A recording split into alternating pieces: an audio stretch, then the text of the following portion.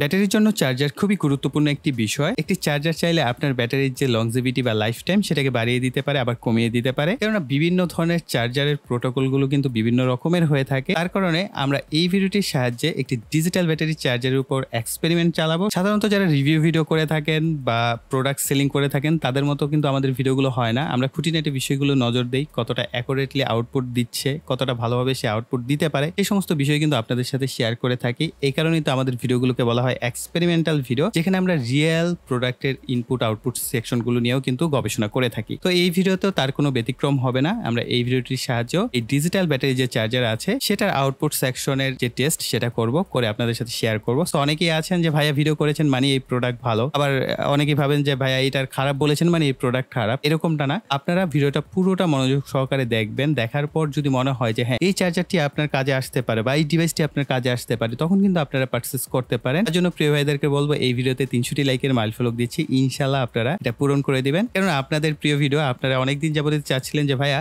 চার্জারের উপর একটা ভিডিও করেন। এই ধরনের চার্জার, চাইনিজ চার্জারগুলো যেগুলো পাওয়া যায় 10 এম্পিয়ার, এগুলো আসলে কতটা কার্যকর, কতটা আমাদের কাজে আসতে পারে বা আদৌ এটা আসলে কার্যকর কিনা, সে সমস্ত বিষয় নিয়ে একটা ভিডিও করেন। তারই প্রেক্ষিতে এই ভিডিও। সো তার জন্য প্রিয় ভাইদেরকে বলবো আপনাদের যে 300টি লাইকের মাইলফলক দিচ্ছি, ইনশাল্লাহ এটা আপনারা খুব দ্রুত পূরণ করে দেবেন। এই ধরনের প্রোডাক্টগুলো কেনার জন্য আপনারা ভিজিট করতে পারেন গো গ্যাজেট শপ। আপনি চাইলে আপনার স্মার্টফোনের ক্রোম ব্রাউজার অথবা যে কোনো কম্পিউটারের ক্রোম ব্রাউজার ওপেন করে সার্চ করবেন gogadget.com অথবা গো গ্যাজেটস লিখে যদি সার্চ করেন তাহলে তাদের যে ওয়েবসাইটটা সেটা কিন্তু চলে আসবে। আমরা এখানে ভিজিট করব, অথবা আপনারা লিখতে পারেন www.gogadget.com।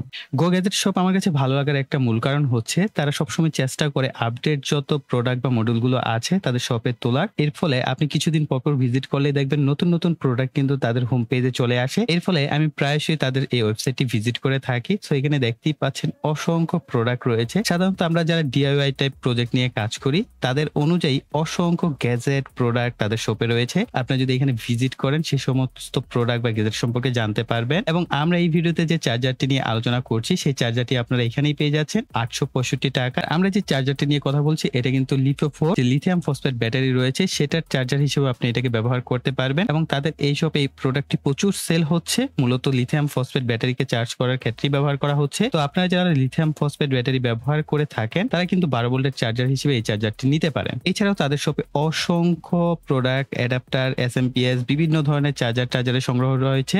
আপনারা চাইলে গো গ্যাজেট শপটি ভিজিট করে দেখে নিতে পারেন আপনার কোনো প্রয়োজনীয় প্রোডাক্ট এখানে রয়েছে কিনা। তো আমরা 865 টাকা প্রাইজের মধ্যে কিন্তু একটা চার্জার পেয়ে যাচ্ছি এবং এখানে ক্লেম করা হচ্ছে 10 এম্পিয়ারের চার্জার। তো আই থিঙ্ক এই প্রাইস অনুযায়ী যে প্রোডাক্টের স্পেসিফিকেশন বলা হচ্ছে সে অনুযায়ী কিন্তু একটা বেটার অপশন হতে পারে যদি এটা আমাদের ব্যাটারিকে প্রপার চার্জ করতে পারে। যদি আমরা এর বক্সের যে স্পেসিফিকেশন সেগুলো একটু পড়ি তাহলে বুঝতে পারবো। যেমন বলা হচ্ছে digital battery charger, reverse battery plus minus protection রয়েছে এটার মধ্যে, অর্থাৎ আপনি যদি উল্টো করে লাগিয়ে ফেলেন ভুল করে তাহলে কিন্তু সেটাকে সে প্রোটেক্ট করতে পারবে। ইন্টেলিজেন্ট 3 স্টেজ হচ্ছে আপনার ব্যাটারিটা যখন ফুল চার্জ কন্ডিশনের দিকে থাকবে তখন অটোমেটিকলি এর এম্পিয়ার রেটটা কমিয়ে দিয়ে ব্যাটারিকে চার্জ করবে, যার ফলে আপনার ব্যাটারির যে লংজিভিটি সেটা বেড়ে যাবে। আবার যখন মাঝামাঝি কন্ডিশনে থাকবে তখন এটার যে এম্পিয়ার রেটটা সেটা ধীরে ধীরে ইনক্রিজ হবে। আবার যখন আপনার ব্যাটারির ভোল্টেজ একেবারে নিচের দিকে থাকবে তখন এটাকে যে ইনিশিয়ালাইজ অবস্থায় তখন ধীরে ধীরে এম্পিয়ার রেটটাকে বাড়িয়ে সে ব্যাটারিটার যে চার্জিং লেভেল আছে সেটাকে একটা ব্যালেন্স মোডে নিয়ে আসে।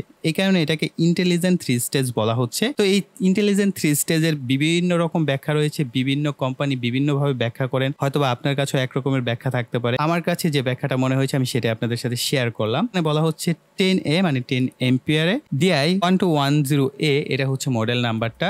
আর এখানে বলা হচ্ছে অটোমেট স্টপ ওয়ার্ক হয় ব্যাটারি ফুল, অর্থাৎ অটোকাট সিস্টেম দেওয়া আছে। ব্যাটারি ভোল্টেজ ডিসি 12 ভোল্ট, অর্থাৎ আপনার 12 ভোল্ট ডিসির যে ব্যাটারিগুলো আছে সেগুলো আপনি ব্যবহার করতে পারবেন। ইনপুট ভোল্টেজ এসি 100 ভোল্ট থেকে এসি 250 ভোল্ট পর্যন্ত। চার্জার কারেন্ট হচ্ছে 10 এম্পিয়ার। একটা ডিসপ্লের মাধ্যমে দেখাচ্ছে যে এটার মধ্যে একটা ডিজিটাল ডিসপ্লে রয়েছে। এলআইটি টেকনোলজি ব্যবহার করা হয়েছে, অর্থাৎ low interference technology, compact design, soft start, turbo cooling, high efficient, এই জিনিসগুলো কিন্তু মেনশন করা রয়েছে এর বক্সের গায়ে। এর পিছনের দিকেই ইনস্টলেশন এন্ড ইউজার মেথডটা দেওয়া আছে। ওকে, সো এটাকে আমরা ওপেন করি।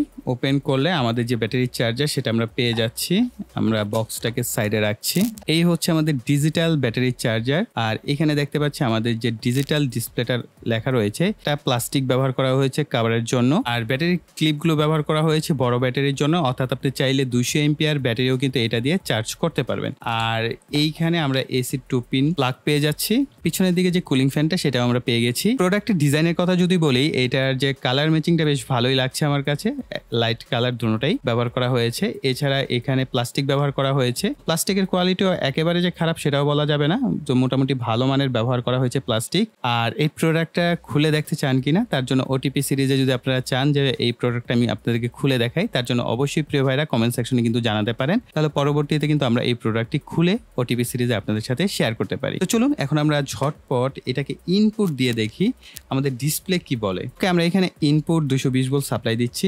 পাওয়ার সাপ্লাই দেওয়ার সাথে সাথে আমার কাছে একটা জিনিস বেশ ভালো লাগছে, এটা ডিসপ্লেতে 3 রঙের কালার ব্যবহার করা হয়েছে, যেটা আসলে দূর থেকেও দেখতে বেশ ভালো লাগছে। অথবা আপনারা ডিসপ্লেতে দেখছেন, এখানটাও আপনাদের কাছে ভালোই লাগবে। আর ইন্ডিকেটর একটা বাতি ব্যবহার করা হয়েছে, এটা বেশ ব্রাইট একটা বাতি। এখানে আমরা ভোল্টেজ দেখতে পাচ্ছি 14.4 ভোল্ট। এখানে পাওয়ার ইন্ডিকেট লেভেল রয়েছে 3টা লেভেলে, হচ্ছে আপনার ব্যাটারিটা চার্জ 0.0 এম্পিয়ার রয়েছে আর 100%। অর্থাৎ এখন আমরা কোনো ব্যাটারি কানেকশন করি নাই, তারপরে কিন্তু আমাদের এরকম একটা ভ্যালু দেখাচ্ছে। প্রাথমিক অবস্থায় আপনারা এরকম একটা ভ্যালু দেখতে পাবেন। তো এখন যে আসলে কোন ধরনের ব্যাটারিগুলোকে চার্জ করতে পারবে এটা একটু বলে দেই, এটা অনেক গুরুত্বপূর্ণ।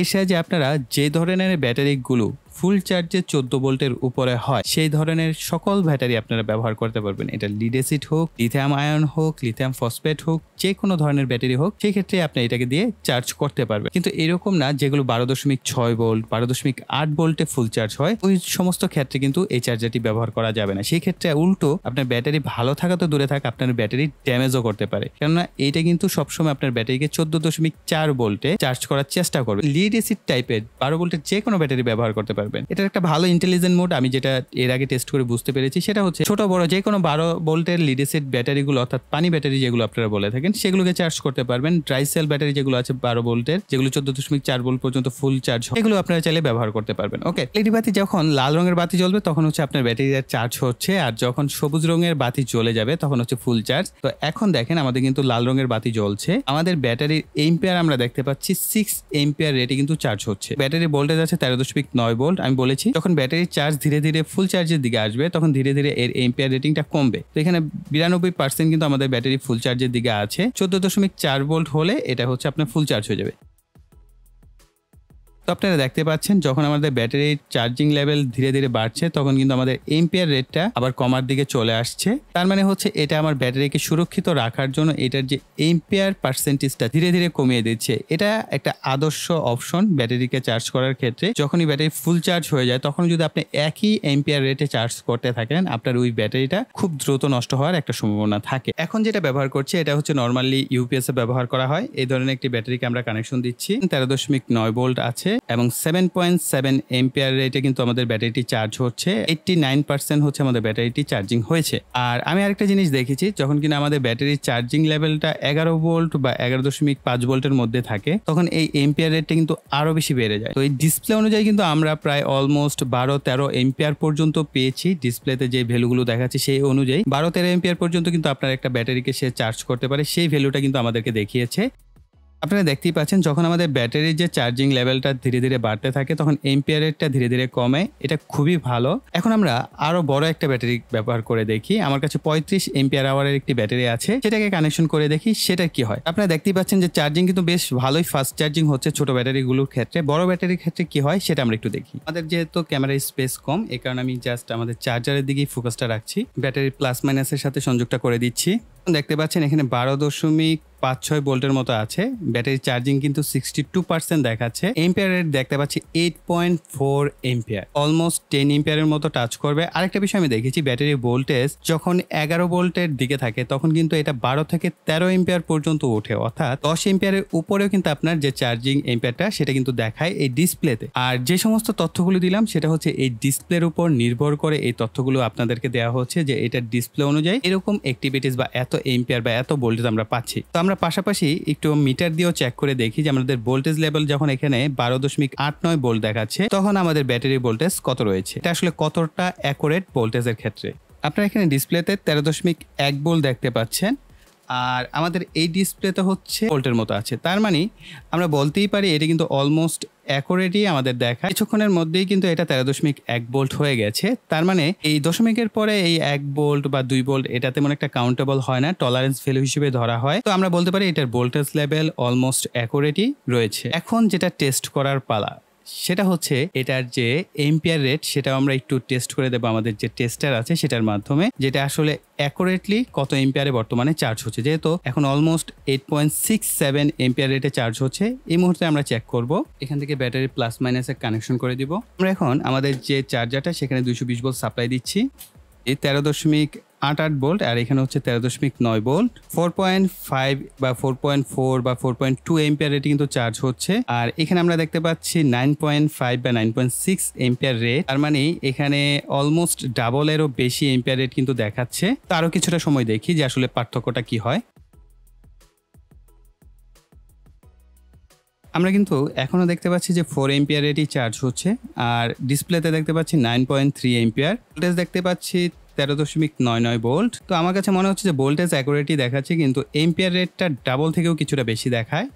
9 ভোল্টের পরে যে সমস্যাটা হয় যে আপনার এম্পিয়ার রেটটা আর কমে আসে, তো উল্টো দিকে যখন কমতে শুরু করবে তখন তো আসলে আমরা যেটা জানতে চেয়েছি সেটা জানা হচ্ছে না। তবে আমাদের যে ক্যালকুলেশন সেই অনুযায়ী আমরা যদি দেখি 4 দোকানে 8 ভোল্টের পরও আরো 1.1 ভোল্ট বেশি আছে সেই হিসেব অনুযায়ী, তার মানে আমাদের ডিসপ্লেতে কিন্তু এম্পিয়ার রেটটা আসলে বেশি দেখায়। আমার যে টেস্ট, এই টেস্ট থেকে আমি যেটা বুঝতে পারলাম যে এখানে হয়তো বা 6 এম্পিয়ার ম্যাক্সিমাম এই চার্জারটার ক্যাপাসিটি থাকতে পারে। আর যেহেতু আমার কাছে 35 এম্পিয়ার আওয়ারের উপরে কোনো ব্যাটারি নাই, যদি বড় কোনো ব্যাটারি হতো সেক্ষেত্রে হয়তো বা আরো বেটার রেজাল্ট পাওয়া যেতেও পারতো, আসলে এটা আমি জানি না। তো আমার রেজাল্টে আমি এটা 6 এম্পিয়ার ধরেই নিতে পারি, যেটা 6 এম্পিয়ারের মতো রয়েছে। আর যদি চান যে ভাইয়া এটা খুলে দেখান যে এর ভিতরে কি রয়েছে, তাহলে বিষয়টা আরো ক্লিয়ার হয়, তাহলে অবশ্যই কমেন্টে জানাবেন যে ওটিপি সিরিজে এটা খুলে দেখতে চান কিনা। আমার কাছে মনে হয় এই প্রাইস রেঞ্জে আসলে এই প্রোডাক্টটা পারচেস করা যেতেই পারে। আমার কাছে ব্যক্তিগত যেটা মতামত, আমি এটা আমার যে ব্যাটারিটা 35 এম্পিয়ার আওয়ারের, সেটাকে আমি এটা দিয়ে বেশ কয়েকবারই চার্জ করেছি এবং আমার কাছে মনে হয়েছে যে এই চার্জারটা এটার জন্য পারফেক্ট। যদি আপনার কাছে এরকম ব্যাটারি থাকে তাহলে আপনি এটা দিয়ে খুব দ্রুত চার্জ করতে পারবেন। আর যদি আপনার কাছে 100 এম্পিয়ার বা 165 এম্পিয়ারের ব্যাটারি হয় সেক্ষেত্রেও চার্জ করতে পারবেন না তা না, সেক্ষেত্রে আপনার সময়টা বেশি লাগবে। ব্যাটারির এম্পিয়ার যখন বেড়ে যায় আর চার্জারের এম্পিয়ার যখন কম থাকে সেক্ষেত্রে কিন্তু আপনার